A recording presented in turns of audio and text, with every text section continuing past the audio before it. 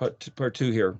So the idea of suggesting that these letters are something like an obstacle course, something like a frame of mind, or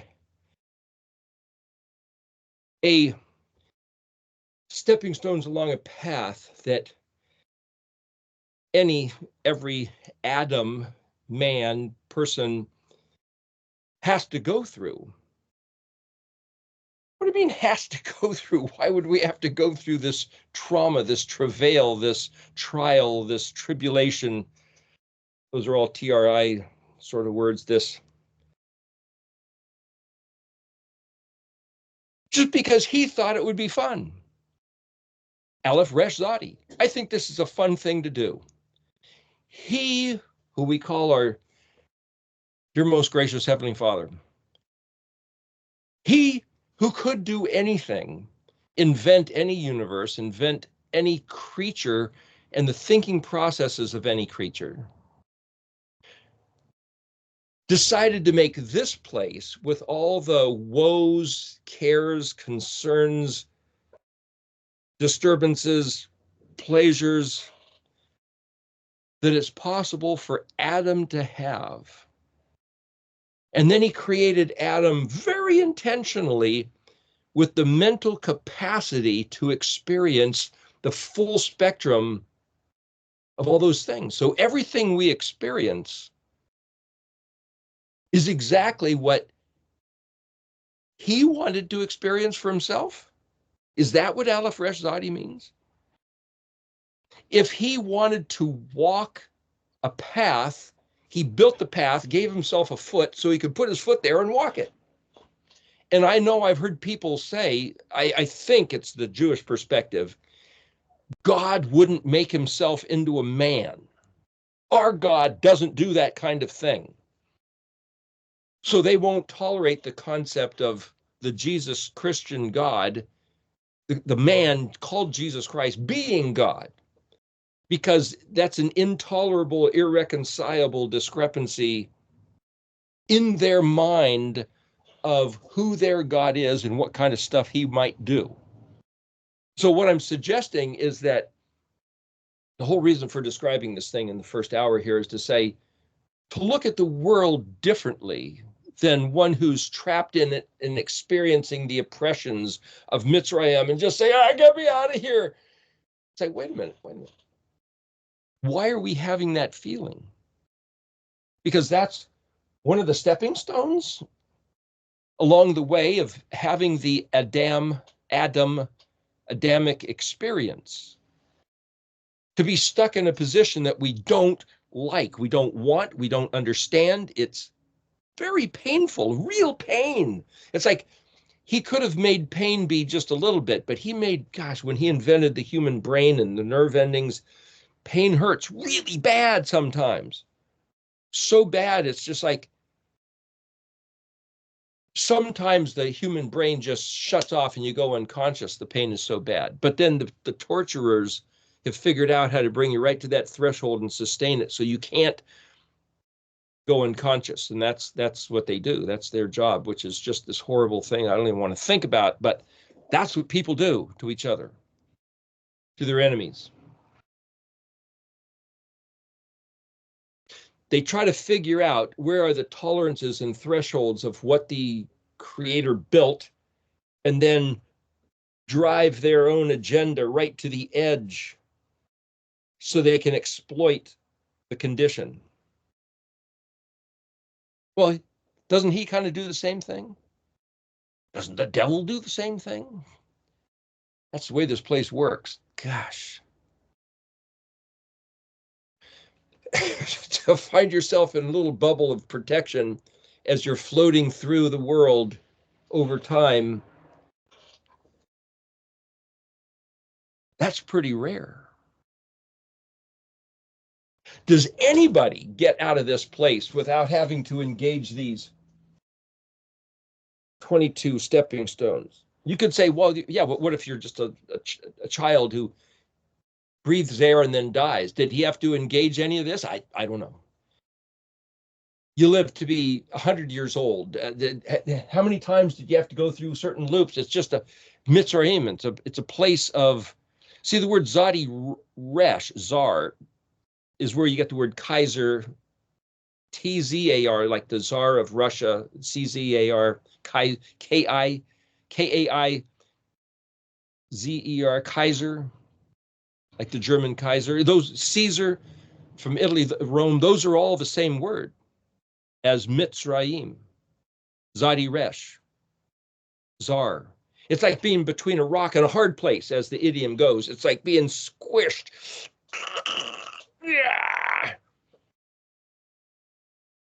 But that's the nature of what it means to be on this planet. And he designed it that way. And he designed it, I mean, from what I understand, I heard a long time ago that there was like under the ocean floor, there's like these volcanic, there's a crack in the land, in the earth, where superheated volcanic, call it magma, comes up from the from underneath, so hot that it, even underwater, it's vaporizing the water as it comes out of the earth. But there's living creatures in that. So I don't know how they determined it, but that's from what I understand. There is somehow creatures that live under the water in molten inferno. It's like, what? Hey, he can invent anybody to live in anything. So for us to see the manifest in human experience, the guys, 3 Hebrew names, but they became known, they're Babylonian names, Shadrach, Meshach, and Abednego, Daniel's friends. They get thrown into the fiery furnace and they're walking around like nothing's happening. And there was a 4th one that met him in there and said, hey, how do you like it in here? Pretty cool, huh? It's so hot, it's cool. Play on words.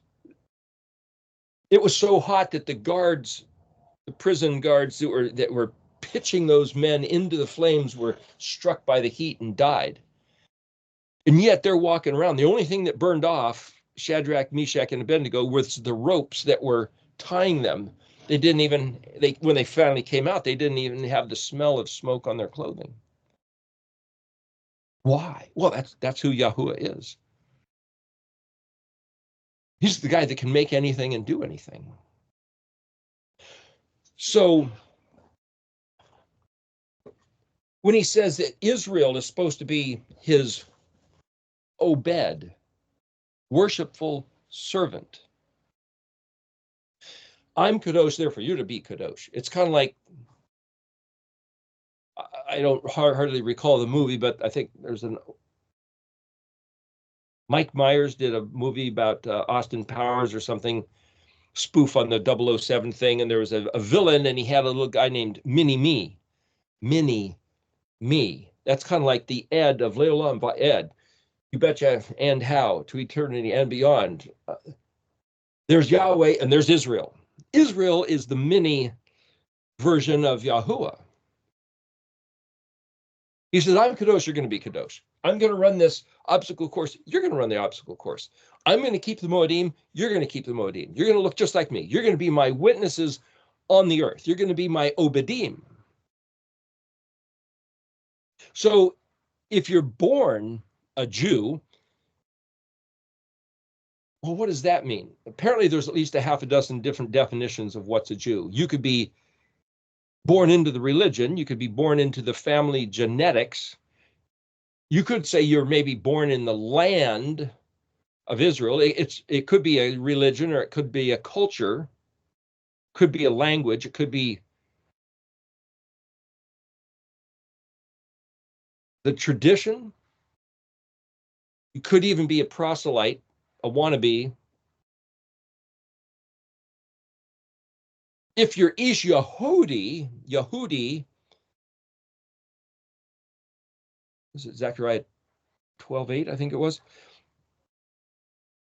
One who gives praise, Hod, Hevav Dalet, or Tavav Dalet, one who gives praise and thanks to Elohim and confessing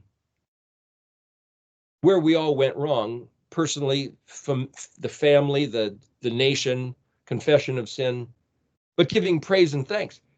Giving praise and thanks about what? What does it mean to say hodu? I think it means to acknowledge who he is, what this place is, this earth, this universe, what Adam is, and who I am. And to realize that I can choose to be Israel, whether or not I was born a Jew. I can choose to be his people. He gave lenience or allowance for that, for the proselytes to come out of Egypt at the time of the Exodus, Zadi Aleph. And he said to his people, there's one Torah. For the native born, those who find them to be born into the culture, the religion, or the land, or by genetics,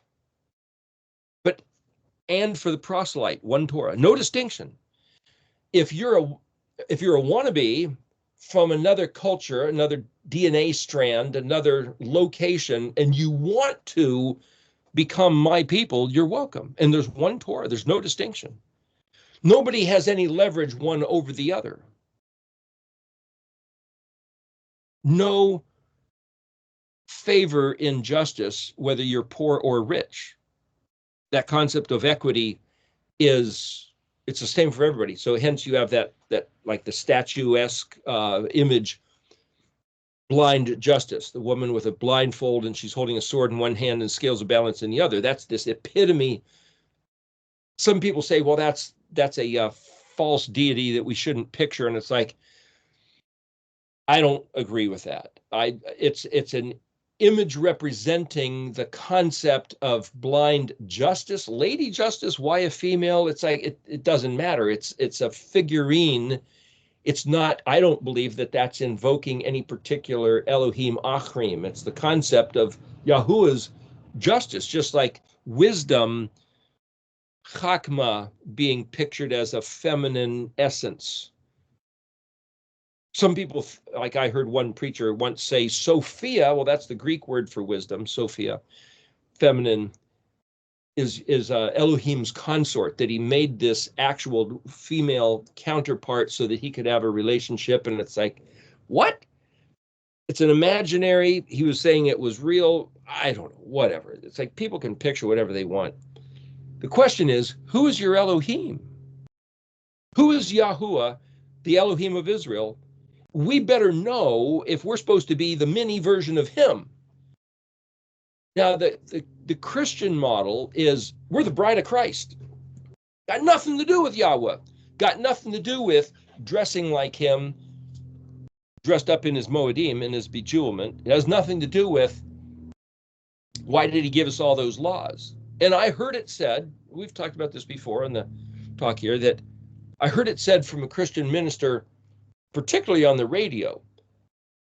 I forget who the guy was, doesn't matter. He said, the only reason that Elohim gave the Jews these stupid laws that nobody can live by, the Torah, is so that they would be so frustrated, exasperated, at their wits' end, just besieged mentally at the impossibility of the demand imposed upon them.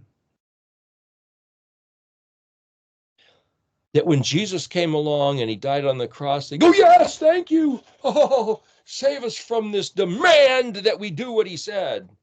We can't. It was oppressive. He must have hated us, and we're all going to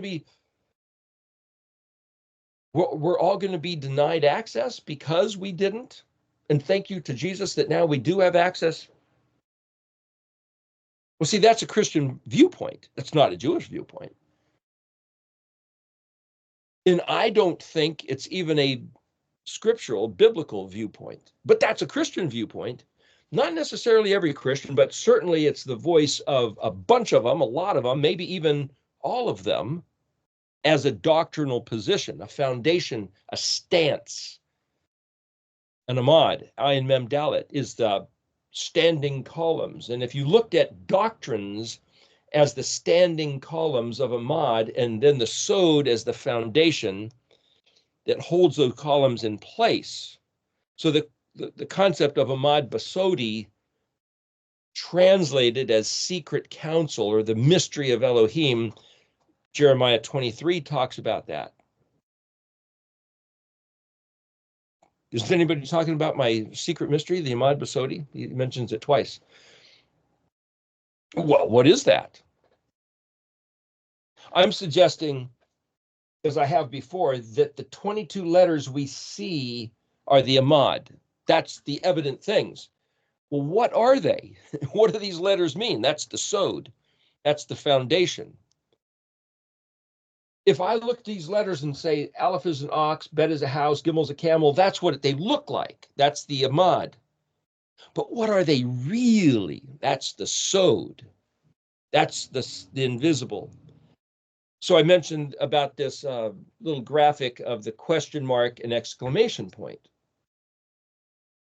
Similar to a pillar of fire, pillar of smoke, in that smoke billows. That's kind of like the proverbial question mark shape.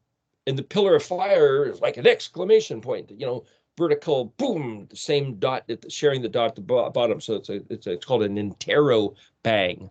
Interrogative, that's question, bang, boom, exclamation point, like lightning.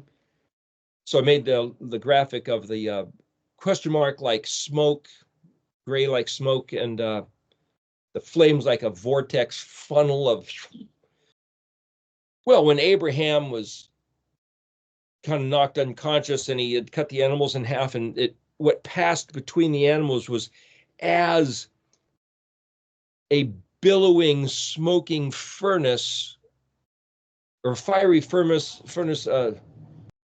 well, it was fire and smoke. I forget how it was phrased. Billowing furnace, billowing and smoke and fire of a furnace. Anyway, the point is, it seems like Elohim has chosen for himself this graphic motif.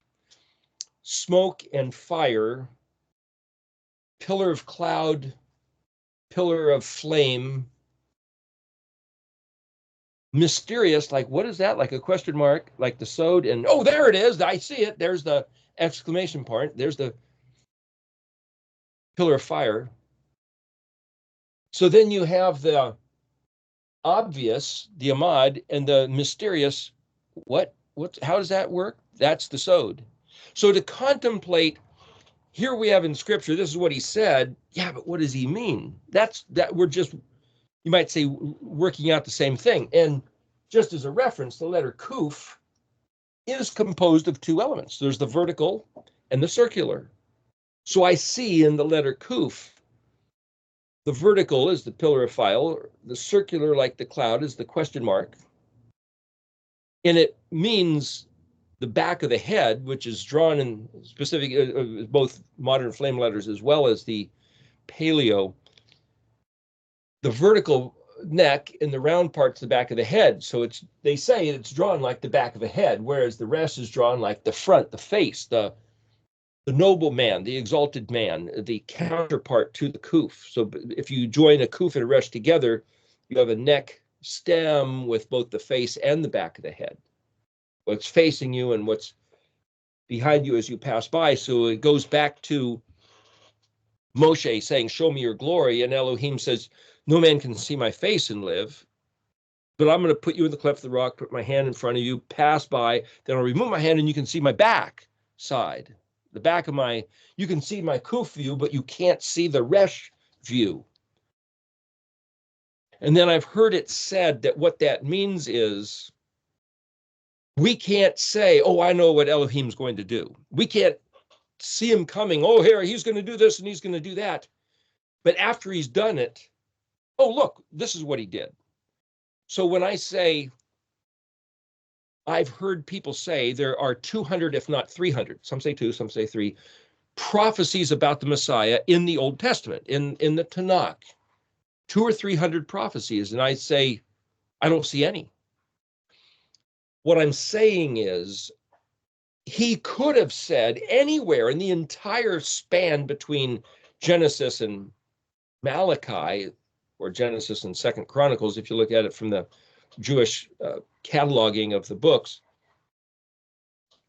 I don't see a single verse where he says, I'm going to send the Messiah or the Messiah is going to come, or I'm going to come as a human being and die and resurrect for your sins to be forgiven. None of those things. Not a single verse. How do they find 200, if not 300 places? What they're doing is saying, oh, once you read the New Testament, once you believe that that man, JC, as he's referred to, is the Messiah, now we can look back and find 2, if not 300 places where there's a similar storyline. And as a similar storyline, we're going to say that's a metaphor for what he came and did. That's a prophecy.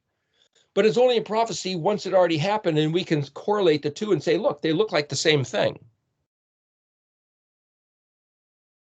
So if you're a Jewish person and you learn the Hebrew language, I've heard them say, I don't know what they mean by this, but that these letters come from heaven. And when I first, before I even studied the language, when I heard that, it's like, I don't even know what that means. These letters come from heaven. They were used to build the earth, construct the earth. Avi ben Mordecai did a book called Messiah. There was 3 versions, 1, 2, and 3. And the cover showed the earth, and it was kind of a scene in outer space, and there was like this heavenly scroll, and the letters were falling off the scroll and coming down to earth. Well, that's an interesting picture, but what does that mean? How does that work? How does that happen? I have no idea. I've heard that the people who are into studying the Kabbalah say the same thing, that these are letters from heaven or heavenly concepts or things that are built in the heaven that come down and end up being built on the earth. Like there's a Mishkan in heaven that Moshe was shown the pattern of, Tabanit, Mishkan, Exodus 25, and he was told, make the one on earth just like the one in heaven. That's kind of a model of something existing in the heavens, and then it exists on the earth, as above, so below. But what does that mean when it comes to these letters? I have no idea what they're saying. I haven't heard them try to describe it. Once I started looking at the letters, then I can say, oh, I can see certain things. And then for me to say, look, here's when I say the gospel narrative, that doesn't mean that everybody sees this. As a matter of fact, if I said, look, this is the gospel narrative, this is the story of Yeshua, Yahusha, the one known as Jesus Christ, the one who they gave that name to that wasn't his name. Here, I'll go through it. Aleph, first person present tense, I am, I will, in the heavenlies. The letter Bereshit starts with the letter Bet. So that's this universe. It also means to embody. Gimel is the voyager, the traveler, the ambassador, the liaison, the link, like the neck between the head and the body. Dalet, the door. Hey, the feminine suffix. Bet Gimel Dalet is the word that means to be clothed, but it's also treachery, betrayal, camouflage, to be clothed in disguise, to come to voyage through I will put myself in a body and voyage to the earth through the door of the female portal as the man who would then be distinguished by the weapon. Hey, he's the one. Pilate saying, behold, this man, will put him to the weapon. The man that was then, who was crucified outside the gate, but thrown into the tomb, the round rock rolled in front of the tomb and held. He said, no man does this to me, I do it myself. So there's a 10-letter minion word, personal possessive yod, personal I will, volitional aleph. So I could look at the first 10 letters of the one saying, I'm going to do this. I'm going to come down to the earth in the form of a man born of a woman, giving myself a foot to walk this course. And I can read that in the first 10 letters. And it's like, well, who is that? That could be anybody. Oh, put to the weapon in the and then put into a tomb with a round rock, because tet means something round. It's not a snake. It's just something round.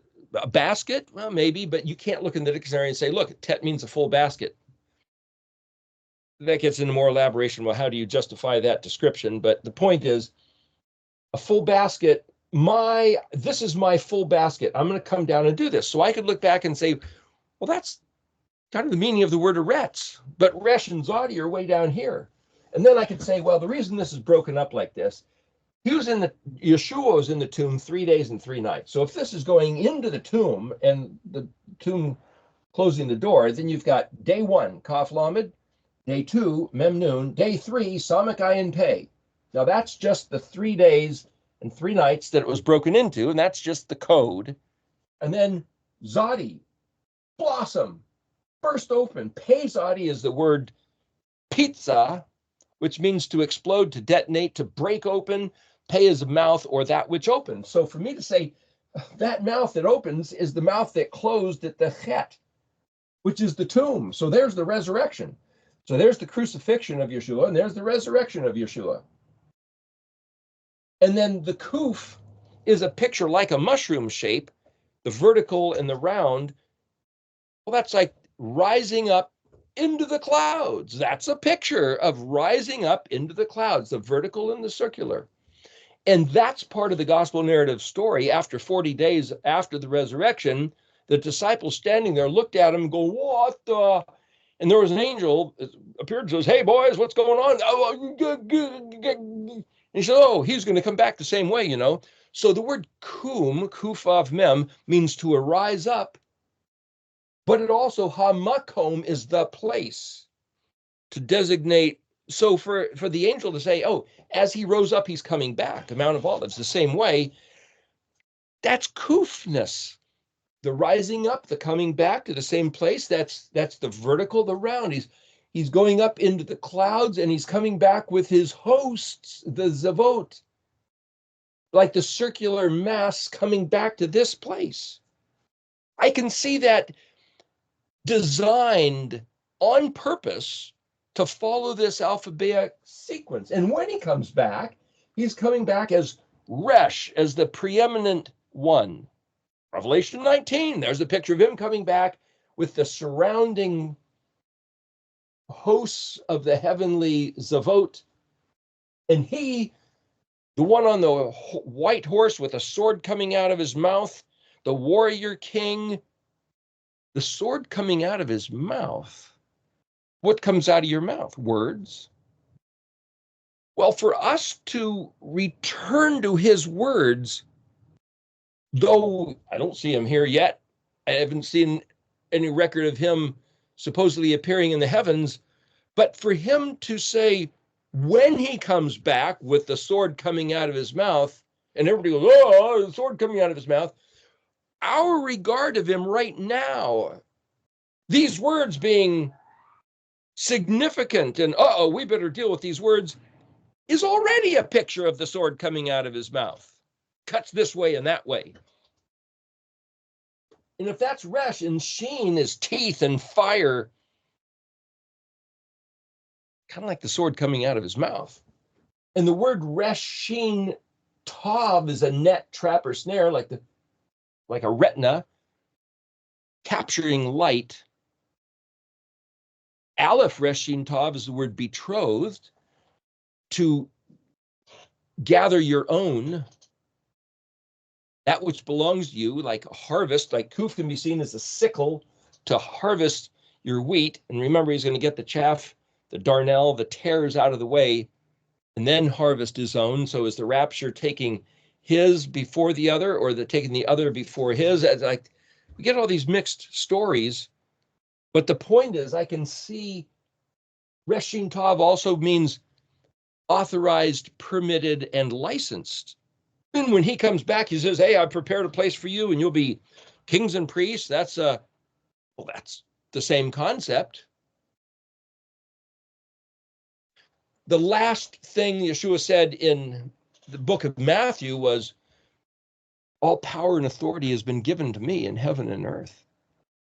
And then I think there was one more sentence, and whoosh, that's when he took off. He was basically concluding the alphabet sequence by saying that those words, all authority has been given to me in heaven and earth. And yet I know people who say, no, Yeshua is a punk. JC is a imposter, a fraud.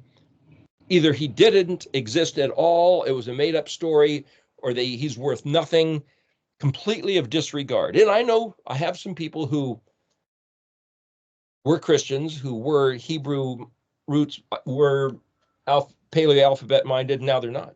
It's like, well, maybe that's one of the stepping stones to have to face that dilemma.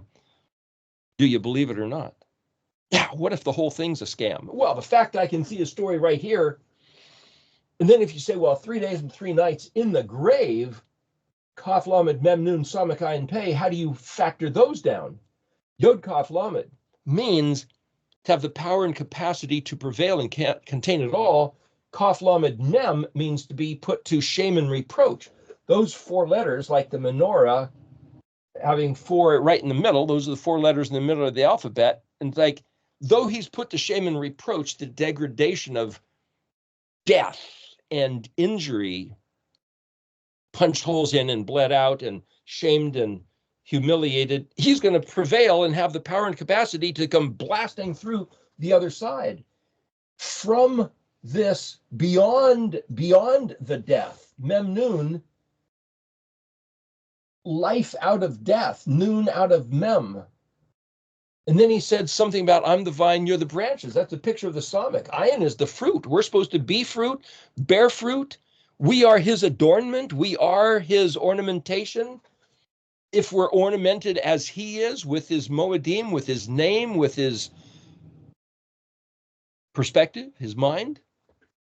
Pei, what opens? Zadi, the blossoming. You could say the eyes open, the mouth opens, the language opens, the kingdom opens, the reality opens. Pei is anything that opens. Blossoming, the Zadi blossoming is the manifest of the blossoming. So the Zadi, in a way, is the exclamation point. Even though Kuf Zadi, I'm saying, is a pictured motif of the pillar fire, pillar smoke. I'm just trying to say, here's this story. And once before, I brought up the point that once you know all the letters, you can see all the other letters in every letter. So if somebody says, no, tell me which one is which, and it's like, you got to get the whole picture. And if you take as part of the mystery that you can see every other letter in each individual letter, and if you were to say, no, I want to know what the meaning of that letter is, and how does that work? It's like, how it works is that you can see every other letter within every letter. And every letter kind of fits into the puzzle of every other letter. That's the way it works. It's not necessary. There's this concept that Hebrew thinking is circular, is functional, where Greek thinking is a straight line, like Asher. It's not bad. Asher, and it's also like, for example, somebody way back when, I think it was Brad Scott maybe said this, that you say, what's a, hold up, describe a pencil, it's this straight stick thing with lead in it and an eraser at the other end that you can hold in your hand and write. Okay, but to say the function, it writes. Describe it as the object you can see, or describe it as its function. The function is more Hebrew, the object is more Greek. At least that's somebody's way of describing the difference. So I can say, if you know what the letters are, that's kind of like the Greek way to see it, but how do the letters function? And I'm trying to say, if the letters are this obstacle course, that's a different type of function. And then I'd have to sit there and say, well, what can we imagine those are? Here, we're going to look at Psalm 70 here. Verse 1, La Manatzak Ladod La Ha Zakir. Well, Zakir, that's the last of the 3 words. Zakar, that's man, that's masculine. It's masculine appendage. But it also means to stick in your mind.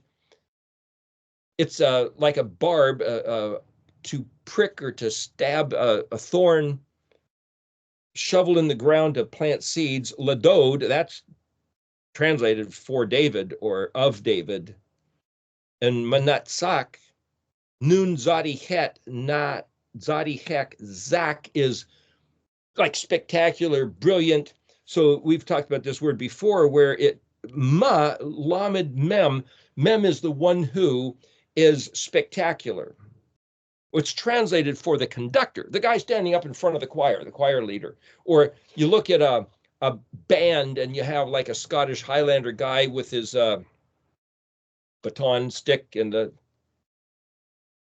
forget what the word they call that guy. Anyway, the point is, you could say, well, that's Manatzak. It means immortalized, the juice of grapes, triumph, victorious conqueror. Glory, eminence, distinguished. Of David, or the word dude, beloved. So I could say this is for the beloved. Who's the beloved? Well, Yahweh's always talking about Israel. It's not the bride of Christ necessarily, especially if you say, well, why is it that the bride of Christ, as a fundamental doctrine, rejects the deity that David was worshiping? And if he says, I want you to be just like me, I want you to be, I'm Kadosh, therefore you to be Kadosh. If you look at Leviticus 19, he's talking about what to eat, what to wear, when to work and not work. Nah, we don't want that God. We got another God. Woohoo. We got JC who tells us there's nothing to do but love. Different deity. Immortalized for the beloved to remember. The victory, the distinguished triumph for the beloved to have as a commemoration, a memorial to remember, memorabilia that will provoke you to remember. The whole idea of making these little pins, making these graphics, is for this reason. Something that's immortal, perpetual, enduring forever, leolam, va'ed, for the beloved to look at and remember, to recall to mind and say, to stick in your mind and say, yes, that's our Elohim. That's us. These three words are basically saying that these 6 verses of Psalm 70 are just something to remember. A little, I don't know what the tune was because that's not recorded. Perengeti, Steve Reese plays the harp, and he figured out this way of looking at the notes and turning them into music that he believes is accurately the way David would have played it based on notations. But just to say, I don't know if he's done anything with this psalm, but he's done a bunch of stuff, and you could check him out if you wanted to say, I wonder how that would have been played on David's 22-string harp, or did David have a 10-string harp? And anyway, it's all speculations. It's all Psalmic Betresh, Saber stuff of us taking it to our minds personally, and we don't need a priest to tell us this is the way it has to be, but we have the right to conjecture, hypothecate, and have an opinion and argue about it. We talked about last week. But this is for the attitude of the juice of grapes, of the triumph of us being his beloved. Just so that we'll look at it, we'll remember that, we'll read this, and we'll have it in our mind. So the fact that the word zakar means to remember, commemorate, memorialize, and it's the word for masculine, like the father's name, like your surname, your last name, like my last name is Bissell. So that's like the zakar, the Shem Zakar is the last name. So we had the conversation a few weeks ago, is Yahweh the name of the father, or is it the surname of when we call Yahuwah? Is that's actually his last name? What's his first name? Gets into this whole other thing. But anyway, verse 2, Elohim Lamed Hey Zadi Yod Lamed Nun Yod. Well, you can't find that word exactly in the dictionary. So then you'd look at Nun Zadi Lamed, Bet Zadi Lamed, and Zadi Lamed Lamed, or Zadi Lamed Hey, because this is the word Zadi Yod Lamed. Nun Yod suffix, Lamed Hey prefix, about the. Nun Yod is for me, being done by me. What's this Zadi Lamedness? So what I'm saying is you can't just look that word up in the dictionary. You won't find it. Betzel, bet can be a prefix in front of Zadi Lamed. So I'm arbitrarily dropping the Lamed Hey and sticking on a bet or a Nun, maybe a Tav or a Hey, maybe a Hey Tav. And when you look in the dictionary under those words, you'll say, oh, it's a derivative of Zadi Lamed Lamed. So Zadi Lamed Lamed means made to sink.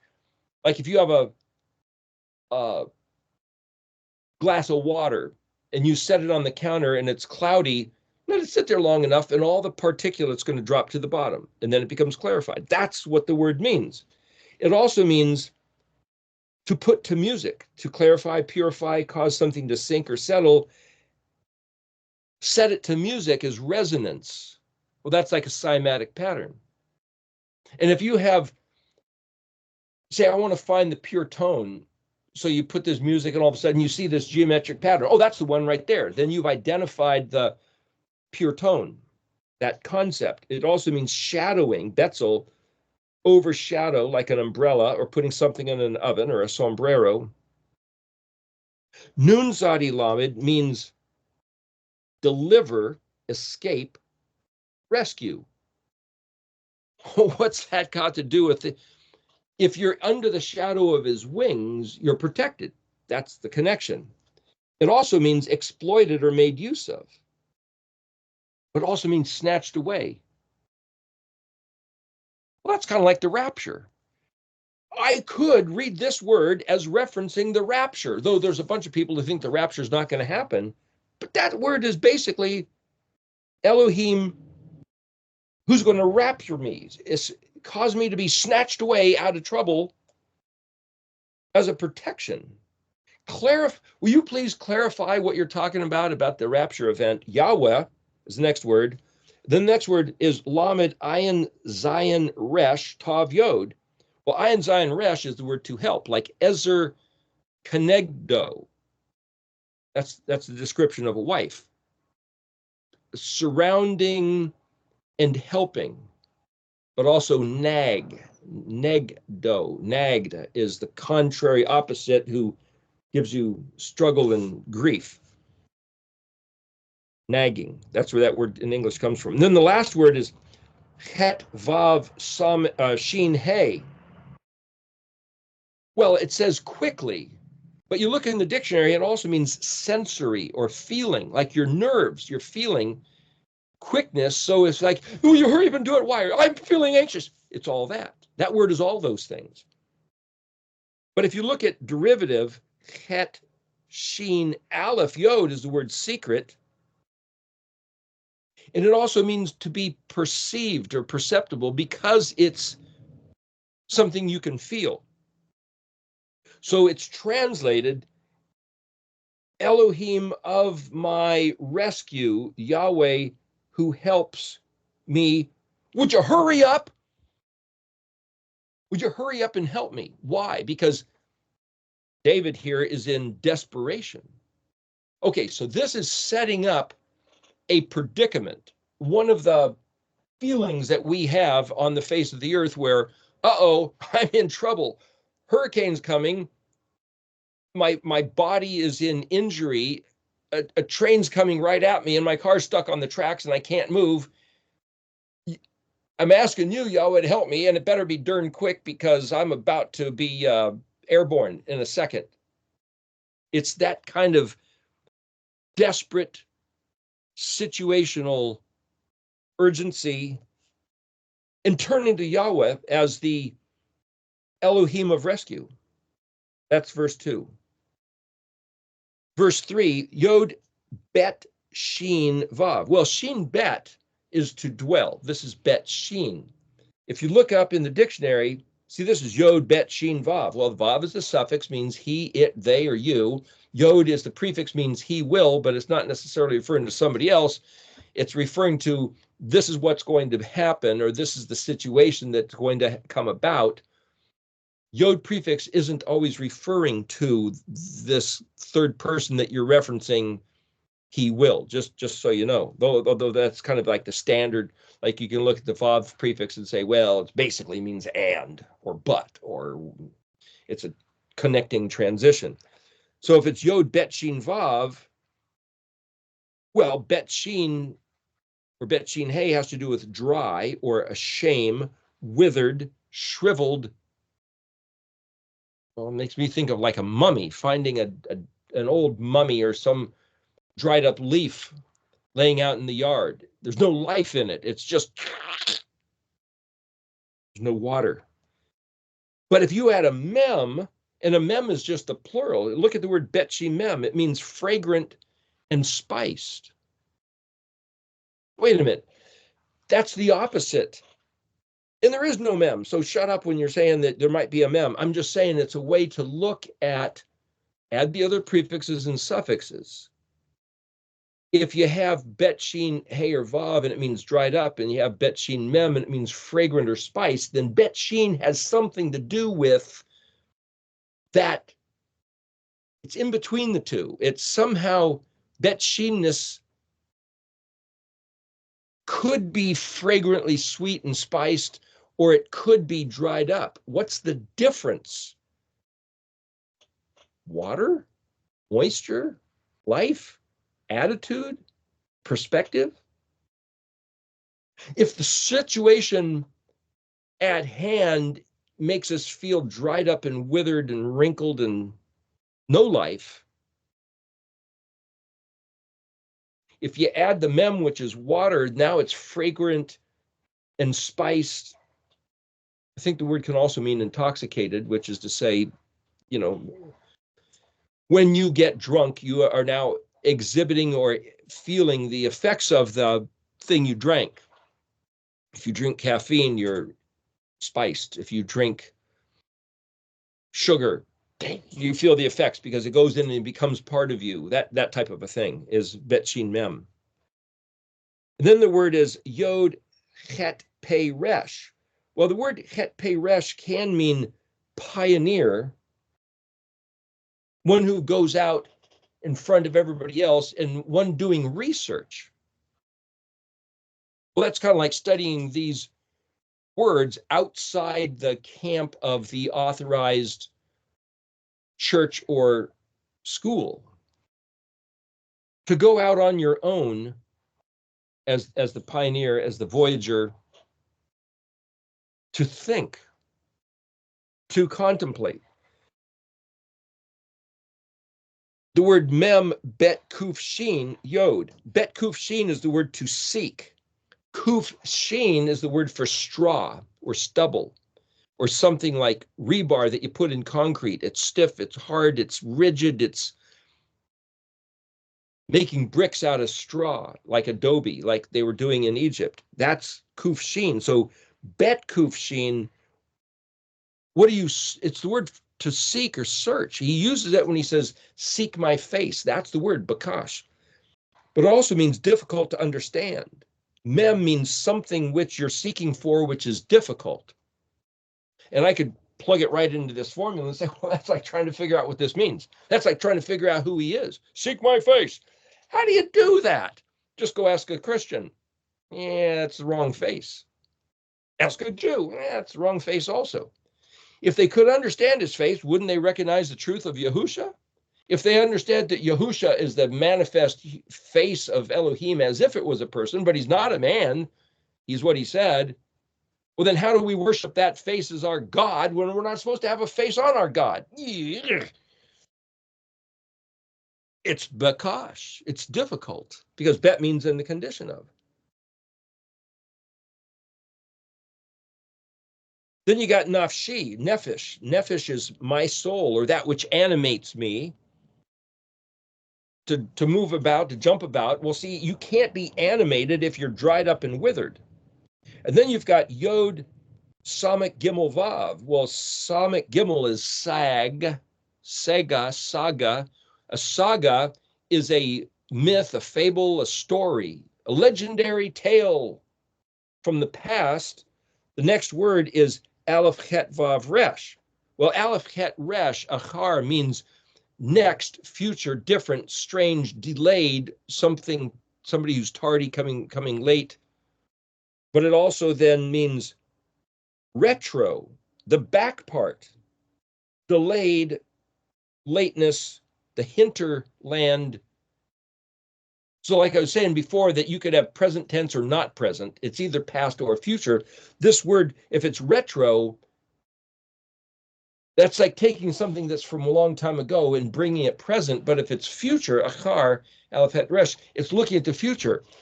It's this word is basically kind of both. So you're saying, well, wait a minute, there's a story, a saga. My soul is animated, seeking that which is difficult to understand by looking at the past to see the future. Vav Yod Kaf Lamed Mem. Well, that word there, Yod Kaf Lamed Mem, is these four letters. And these are numbers 11 and 12. So that's 10 and 13. So there's 9 letters there, and there's 9 letters there. These are the Sophite letters. So these 4 letters right in the middle, what do those mean? Though put to shame, he will prevail. Simple way to look at it. That's that word. And then chafatzi, well, the word chafatz, chet pezadi, is delight. So there's a word hepzibah. Instead of pronouncing the chet with the scrapey sound, if you pronounce it as an H, it's hepzibah is in her. So my delight is in her is hepzibah. This is chafatzi, my delight. And then resh ayin tav yod. Well, the tav yod suffix means I will or I have, and resh ayin, that's the word for evil, wicked, harm, but it's also the word for friend and companion. But it also, like teruah, a derivative, blowing of trumpets, it's the word that means purpose, aim, and shout. So the last 2 words I could say, my delight, I'm going to shout. It's like Yom Teruah. This is what it's all about right here. What? To be able to read the difficult to understand, to pioneer the reading of the saga, the story of who is Israel. See, Abraham in Genesis 15 was to go out and says, count the stars if you're able to. It's like, well, I can't count the stars. Can't see most of them. Sometimes I can see other ones I can't see other times, and it's very difficult. And how am I supposed to count those things? The numbers don't go up high enough. And it's like, what am I even looking at? The word sefer means connect the dots. It means to tell a story. It means to give something shape, like a barber cutting hair. Abraham, can you see the story in the stars? See the shape of the constellations? See the shape of the whole thing? The pieces? That's going to be your family. Now you go out and you sefer those stars. It's translated count. It didn't necessarily mean count at all. Memnun means count. Sefer can mean count. But counting is, can you assess the value and string it together as a story? And if Abraham did that, then the study of the stars is to see the story of what will be his family. It's already written in the stars, but he's going to now project it in the future. Do you think Abraham came up with a story, we're going to do really stupid stuff and we're going to be kicked out and burned in hell? Yeah, that's my family story. And then he's going to kick away all those people and then come up with new people that don't have to do anything and they get the kingdom because Jesus died on the cross. Yeah, there's the story in the stars. So Abraham was told to sefer the stars about his family lineage. So if anything, yeah, we're going to do some stupid stuff and we're going to get kicked out temporarily. But when we come back, we get the victory and we are his for eternity. Yeah, that's the story. Redemption, regaining the promises that we ignorantly, stupidly turned our back on. That's the story that's got to be in the stars. Like Yeshua being put in the tomb for 3 days and 3 nights. That's the story, paralleled in the stars. It's got to be there. That's the story. That's the saga. And to pioneer the research of the thing difficult to understand, about the kuf view of shin yod she. That's a gift. It's a present to present a gift.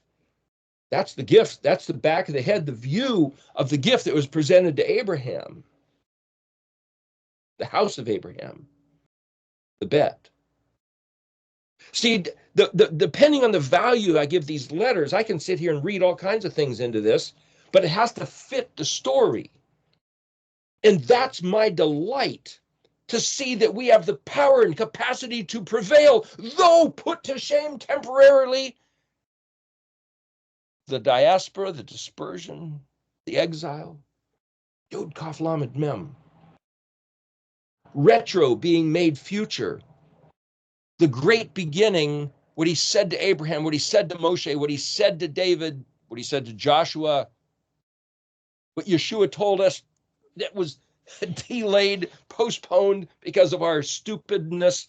No, also because of the 2007 or 30-year curse, but now it's ours again to be grasped right now. That's verse 3. Verse 4, Yod Shin Vav Bet. Well, that's shuv. That's the return. That's repent. That's to come back, to dwell. Ayin Lamed hyphened with Ayin Kuf Bet. Well, Yod Ayin Kuf Bet is the word Jacob. Not J, it's Yaakov. This is Akov without the Yod. Akov means to, what's the definition of the back of the head? The Kuf. It's the trail that follows. It's the wake of the ship in the water. It's the footprints behind you. It's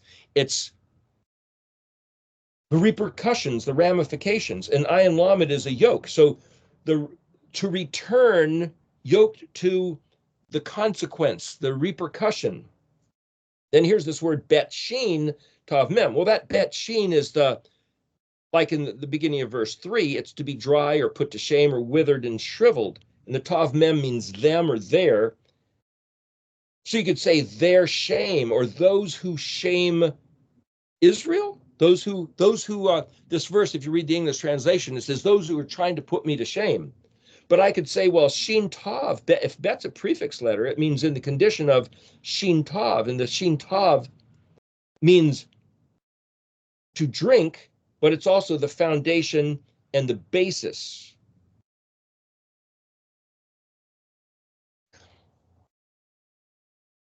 He said of Babylon that she made the whole earth, book of Revelation, drink of the wine of her fornication, and he's going to take the cup out of her hand and make her drink it. That's the kind of stuff Yahweh does, is he returns a man's way on his own head. He returns a people's way upon that people group. Third, fourth generation gets in the DNA, circumstances, sowing and reaping, cause and effect. Whatever you do comes back on you, all that stuff. That's what he's talking about here. And then the next three words, Hey, Aleph Mem Resh Yod Mem, Ha Amerim. Well, the word Amer is to say or to speak or to declare.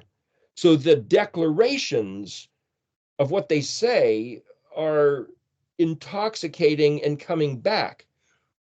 Well, that's not just for the bad people, that's for the good as well. What you say is going to come back on you. That's what he's describing here. And then there's these two words, Hey Aleph Het, Hey Aleph Het. It's translated, those who say, aha, aha, like, look, Israel's in big trouble. Woohoo, let's go beat them up while they're down. But what's this word, Hey Aleph Het? It might be pronounced heck. Heck. Ha-ech. Aleph Het is the word brother. It's also, the word is brazier, or that's like a fireplace where you cook stuff. So it's like having a barbecue pit in your backyard and people sitting around it. It's that picture.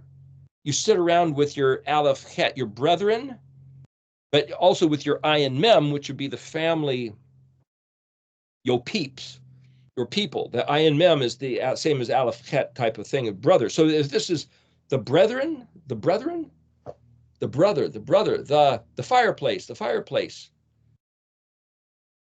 So I'm thinking of this in a little bit different. If you say the Aleph, Hey Aleph is the word here, right here.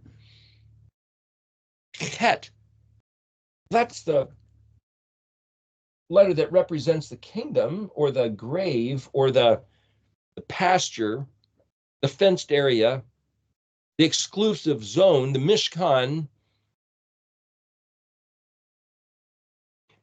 I was talking to somebody the other day about this, and I happen to appreciate the Calvin and Hobbes cartoon by comic strip, not cartoon, it's a comic strip by Tom Watterson. And I remember one time there was one that, a theme that he'd replay occasionally. Calvin's a little kid, looks like he's what, 5 or 6 years old, and Hobbes was his stuffed tiger that when no adults are around, the tiger's twice his size and he's a living animal. But whenever the adult is in the room, the tiger's a little stuffed animal again. But to Calvin, he's always this one that he talks to and does stuff with. And they have a wood little shed built like a tree house out in the yard somewhere. And so they go in there and they say, okay, we're going to call this meeting to order. And within 2 or 3 sentences, they're fighting. Calvin fighting with Hobbes and punching each other and rolling and getting beat up and falling out of the treehouse. It's like, what the heck is going on? Why can't you guys get along? Within 1 or 2 sentences of calling the meeting to order, there's a fight. And they're calling each other names and scrapping with each other. And then the next block on the cartoon strip says, is this a great club or what? It's like, what? No, that's what makes it a great club. The fact that we can fight and get into it and laugh about it and think, wow, what a great club. And that's kind of what I see this word heck. Hey, Aleph, chet, heck. Is this a great club or what? This is our exclusive little chet. This is what we do. Well, you got to have the same mind to be able to appreciate that without taking offense, though you have to respond to the reality. Well, what kind of club is that's this whole thing? That's being Yahuwah's people. And what he's saying here, I think in verse 4, is return to the idea, the ideology, the frame of mind that Jacob had, that Abraham had. Return to the frame of mind that he had when he built this place. And he says, you're going to be my people. You're going to be mini me. And everything I think, I want you to think. And if I want to go through an obstacle course, I want you to go through the obstacle course. But the only way to succeed is that fundamentally, the foundation, the basis, you realize that put words in your mouth. My words need to be your words. And here's Yeshua the model. I only say the things I hear my Father saying. I only do the things I see my Father doing. So somehow the map of success is for us to do that same thing. I only say the things I hear my Father saying. How do you do that? That's a clue of how to succeed in this endeavor. How do you do that? It would help to learn the meanings of these letters, to learn the structure and the nature of the language, because he said, return, follow I could say it's yoked to the repercussion, but I could say follow the wake, do the detective work, follow the trail. That's Ayin Lamed, Ayin Kuf, Bet. Follow the trail of the Shin Tav. The Tav Mem means there. Follow the trail that they left. Well, how do you do that? Look, they're disappointed and dried up. Bet Shin. Why are they disappointed and dried up? Because they didn't drink from the cup of Yahweh's living water. They went after Elohim Achrim. They thought that he was a dirty rat. They thought that he would fail them. They didn't trust him. They didn't believe in him. All that stuff is what dried them out to be like mummified. Connect the dots. Sever the trail. Realize that we were called, hey, Aleph Chet, into this exclusive club of being Yahweh's Obedi, his Kadoshi, Kuf Dalet, Kadoshim Elyonin. That's who we're supposed to be. What does that mean? And what I determine is that it is not equivalent to being the bride of Christ. That's a whole different concept, ideology, cup to drink from. You got to decide for yourself which one you want to drink from, I suppose, but you're going to drink from the cup that you try to force everybody else to drink, as in Revelation. Anyway, good on the verse 5. Yod, Shin, Vav. Well, Sheesh, number 6. 6. Well, it's actually Shin might be the number 6. It means to rejoice. It's the color for white. Vav and Yod, Shin Mem Chet Vav.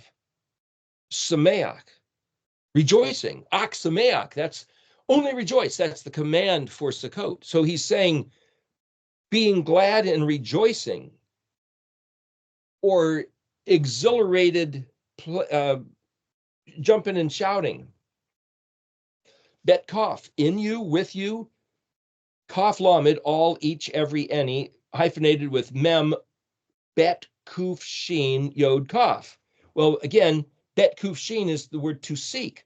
Those who seek you. So, but this is Bet Kuf Shin Yod Kaf. So if you drop the Kaf off, it's Bet Kuf Shin Yod. That means my seeking. The Mem prefix, they who themselves seek, and then the Kaf suffix you.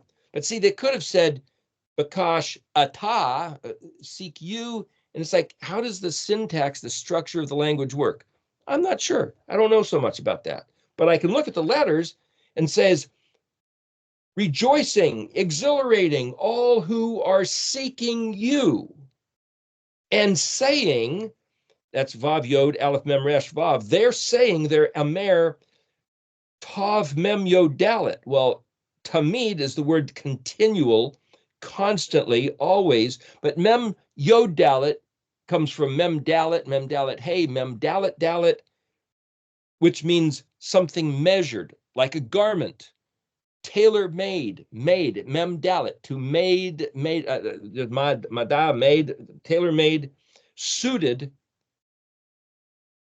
It's an index, like the chart, like this array. It's something that's laid out so that you can look at it and measure it and assess its value, extent, synonym with Shemin, Shin Mem Nun, synonym with Sefer, Samik Pei Resh, like Sefer the stars, synonym with Ayin Resh Kaf, which is to look at, appraise it, index it. See, this task of look at what's here and process in your mind is the word for Bet Yod Nun, Bina. Bet Yod Nun is not just understanding, it's use your intellect to calculate, assess. Saber, Samik Bet Resh, another synonym, to think, to have an opinion.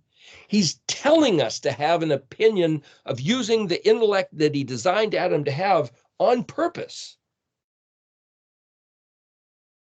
That word tamid means something that's measurable and always. It's consistently. So in other words, if I say, well, this stuff is kind of loosey-goosey, it flies around and you never know what it's going to be. No, that's not true. He made it to be determinable, accessible, and within its loose structure, there's a constancy. Within its billowy smoke, there's an exclamation point.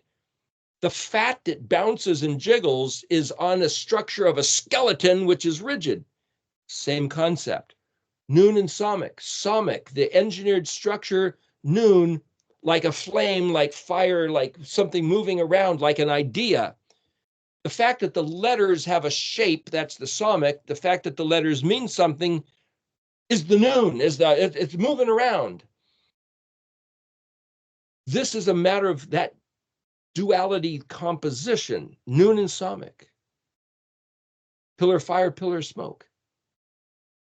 What is it that's amad that you see? What of it it's basod that you don't see? And this is all his stuff. I'm saying these things are what this is about.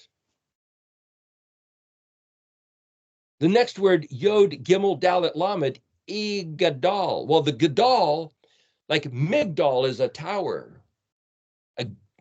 Migdal Dawud is the Tower of David. It's a big gate at the entrance and a place in the old city of Jerusalem.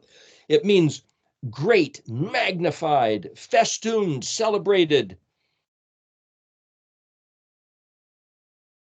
adorned, decorated with ribbons and banners, and it's like a celebration of grandeur. Elohim is the next word, and then the word Aleph Hey Bet Yod. Well, Aleph Hey Bet Hey is the word for love. So Aleph Bet Yod must mean my love, but Aleph means I will, and Hey Bet, the two letters in the middle, means give.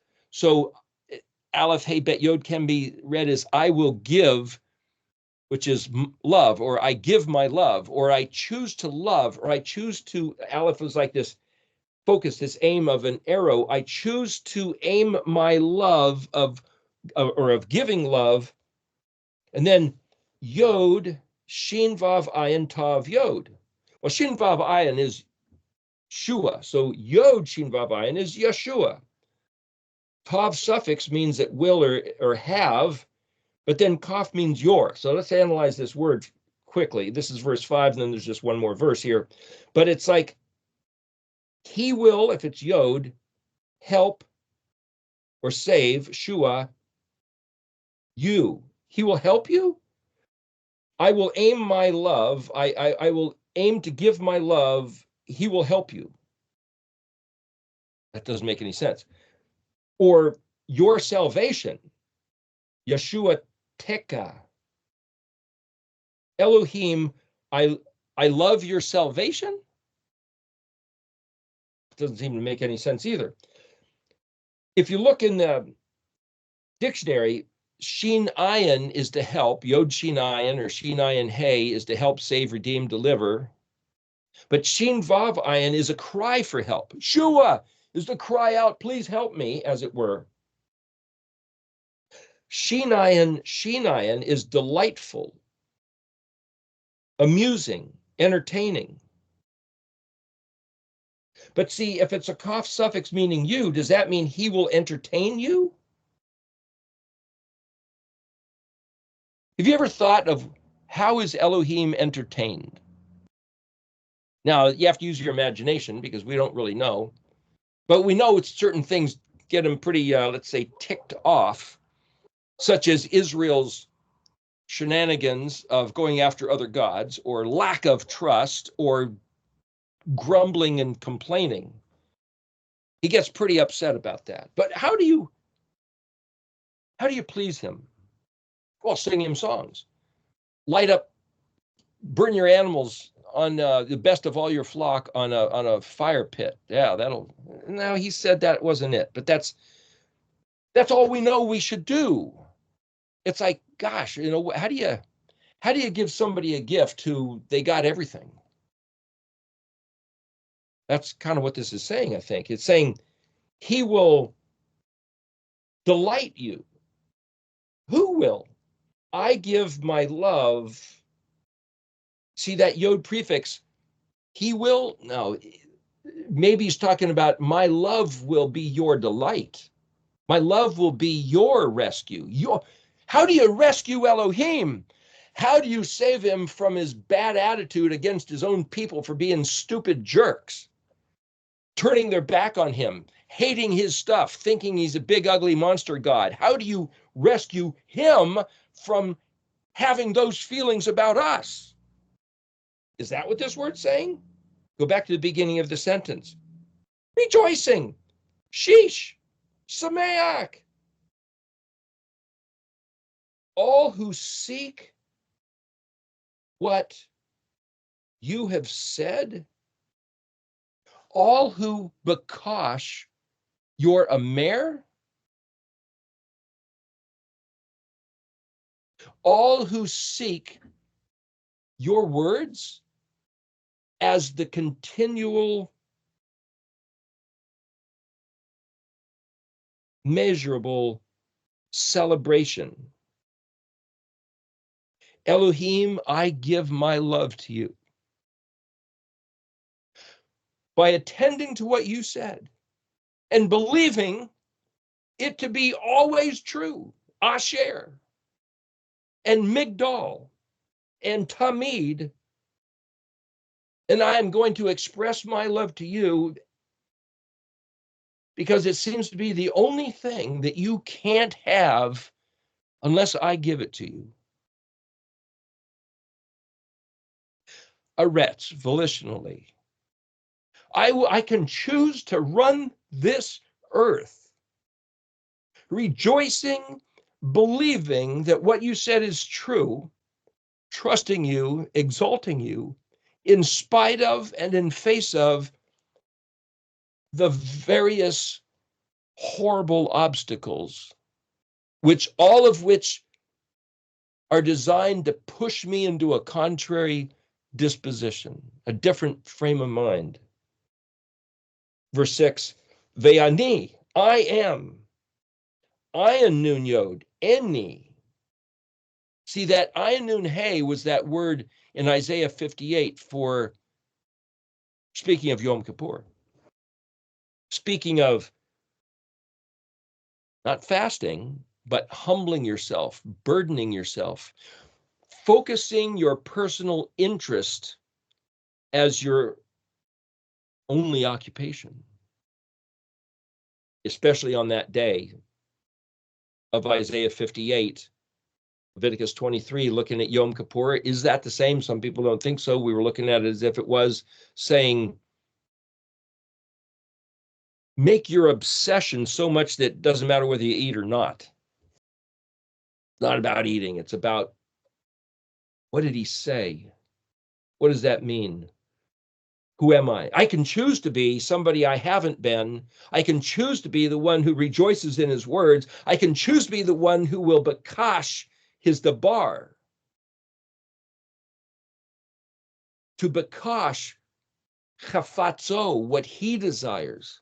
If I've never done that a day in my life, I can choose to be that as of today and change my entire life, which will then change my entire eternal future. Aleph, Bet, Yod, Vav, Nun. I am Nun, Yod, my interest, focus of attention. Aleph, Bet, my father. Oh, Aleph, Bet is not only father, but it's youthful verdure, vigor, enthusiasm, the vitality of springtime busting through the cold, dry Bet Sheen winter. So Bet Sheen is not just summer dried up, wrinkled, dried out, but it's also the state of winter. It's also the state of being in the grave, dead, alienated, withered, mummified, but finding in his words, believing in his identity, the vigor of life. Aleph, Bet, Yod, Bet, Aviv. That's the springtime. That word Aleph, Bet, Yod, Vav, Nun is one who embodies the Aviv because of the Ayin, Nun, Yod. Then the word Elohim again, then the word Chet, Vav, Shin, Hey, which is that word quickly or sensory or feeling, hyphenated with Lamed Yod, which is mine or that which I possess. So it's like, is David begging him, would you hurry up and attend to me? And is this turning it around, saying, as if Elohim is saying to us, would you hurry up and look at what I said? Would you take it upon yourself with an enthusiastic interest to listen to what I've already given you? It reminds me of there's a strange verse. Moses standing, he's at the edge of the sea, 3 million people, 600,000 men in the Exodus.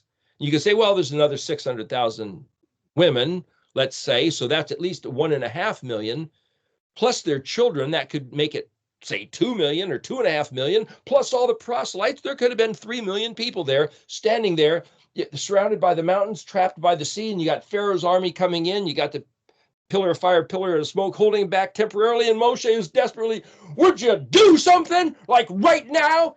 And it always says, why are you yelling at me? Hello, don't you see? Don't you know why I'm yelling at you? And Yahweh said, Moshe, what do you have in your hand? I got my stick. Well, use it.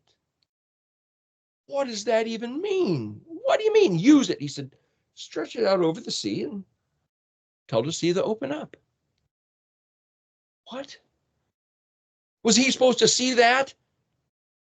Same kind of feeling going on right here. My sense of urgency, Het Vav Shin Hey, hyphenated with Lamed Yod. Ayin Zayin Resh Yod. Help me, my help. Vav Mem Pei Lamed Tav Yod. Well, Pei Lamed Tav, Pei can sound like a P or a PH, so it's the word flit. Flit, as in a bird escaping. Literally, that's what the word means. My rescue, my escape, my flitting. Mem Pei Lamed Tav Yod. My escape, my rescue, my help, my rescue. Atah Yahweh, you Yahweh. Then the last word of this whole psalm, Aleph Lamed hyphenated with Tav, Aleph Het Resh. Well, Aleph Het Resh is the word for next, different, strange, other, as in Elohim Acharim. This is the word Achar, which can mean in the future, something coming later. Aleph Lamed, that's a word that can mean no, N-O, similar to Lamed Aleph, the other two same letters reversed, but it also can mean motion toward. So when you see the word al-tira, do not fear. But quite often you'll see Aleph Lamed with a hyphen, and it means motion towards that, do that. So there's two ways to read this. So you could say Aleph Het Resh, if it means delay, it's like, please, you, Yahweh, help me get out of here real quick, don't delay. It's one way to read it, but you could say towards the future, you, Yahweh. So I can choose to take on the mind that says, listen, Yahweh, you're my future. If I breathe a breath another day, if I take another step on the face of the earth, this earth, it's because you've given it to me. And if you want to take that away, take it away. I'm yours. I'm your worshipful servant. I have nothing more to offer than my rejoicing and my love. That's all. That's what he's saying here. To say, Tamid Igdal Elohim, the constant magnificence, the dignity of Elohim. Instead of saying Yahweh's a worthless deity that we're glad to be rid of, I'm going to exalt the majesty of Yahuwah. Well, how many people on the face of the earth do you think are actually doing that? The entire Christian church is glad to have turned their back. Well, the Jews, well, yeah, but you know, the crux of that is look at the Fiddler on the Roof, that man Tovia. I know we're the chosen people, but could you choose somebody else for a while? Oh, gosh. What a horrible thing to say. Is that the attitude that his people portray to the world? That movie Fiddler on the Roof, I would have to say is probably the one, maybe the most famous Jewish movie there is. And he's singing tradition. See, it's all about tradition. It's not about Yahuwah, Yahuwah. Affliction, affliction. It's why did Yahuwah say we're afflicted? It's because of what we say. It's because we've turned away from his stuff. Now, I could sit here and say I'm in the midst of an affliction. Yeah, my wife's in pretty rough shape. Why? I have no idea why. What did I do wrong? Well, that's what they were asking Job. It's like, listen, all I know is Hodu la Yawaki Tov, ki leolam chazdo, and I'm going to rejoice with Sameach and Shish and Hodu and Ahavi. Those are the only tools in my kit bag. Funny, I build things. I'm artisan. And I remember seeing a cartoon one time, and one caveman was asking for the other guy, hey, give me a hammer. And he hands him a rock. And he says, I didn't ask for a wrench. I asked for a hammer. Oh, the only tool in the bag is different rocks. They're all the same thing. You know, we have all these different tools. The only tools we have in our bag by which to affect anything, hodu, shish, shameach, rejoice and give thanks, as ahavi, as an expression of our ahavi that we have in our mouth to say. He says, the earth is my footstool. Heaven is my throne.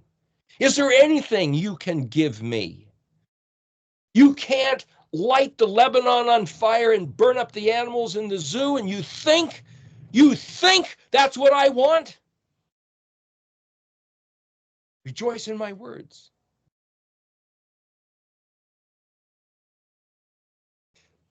This study of his words, in my estimation,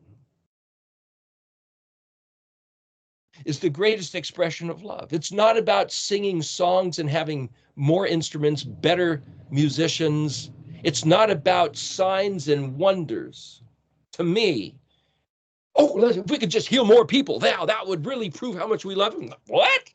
That would prove how much he loves us? What? No. It's not about signs and wonders. It's not about, can you say things in other tongues? Is that what it's about?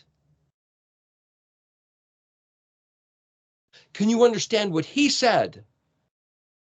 Can you value his words? What did my father say? What does he do? That's the only thing. And if that's worth one more day on the face of the earth, then that's what I've got to be about. That's the future. Al ta'achar, atayawa. You are my only future. Aleph Tav Hey. Hey, reveal the Aleph Tav. For me to be about the business of revealing Aleph Tav.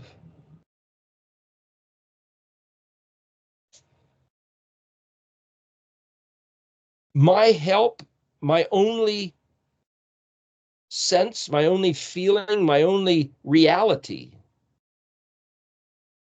Enthusiastically, focus of attention is the last verse. I'm reading it backwards. They and ani cheni.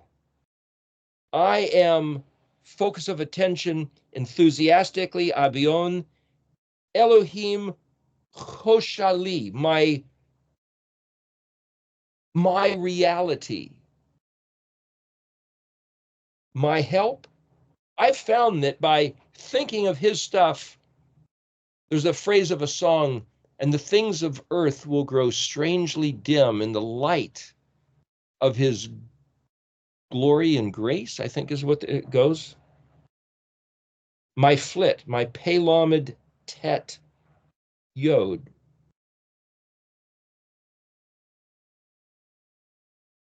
My rescue, my help. What do you got in your hand? What do you got in your mind?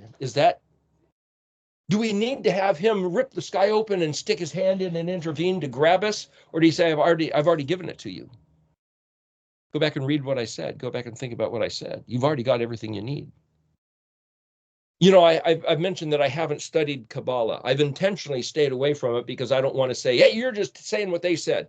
One time I was at a bookstore and I was looking and there was Bibles and different things. And there was a book said something about Kabbalah. And it's like, I don't even know what this stuff is. I picked up the book and I opened it up. And the one thing written on that one paragraph that I looked at was Moshe standing there at the edge of the Red Sea, Sea of Reeds, Yom Suf, saying, when are you going to help? And he says, what do you got in your hand? Why are you yelling at me? I've already given you what you need. What you just don't recognize it. And so I closed the book. And I thought, what the heck? What are they trying to say? I don't know. I'm not going to read anymore. But that, just because I opened up the book and that one paragraph happened to be on that random page of that random book, that's what I read. And it's like, that stuck with me. That's a very strange passage. This is what Yahweh has given us, these words. This is the staff in our hand. Imagine making a walking stick with the get a carving tool and carving the 22 alphabet letters on it. What have you got? Do you have any idea what you've got in your hand? Don't yell at me. I've already given you. You just don't know because you haven't learned. Nobody's told you. Doesn't mean it's inaccessible. It just means we haven't accessed it yet. This venue of studying these letters is because it's everything, it's everything we need. The only thing that he needs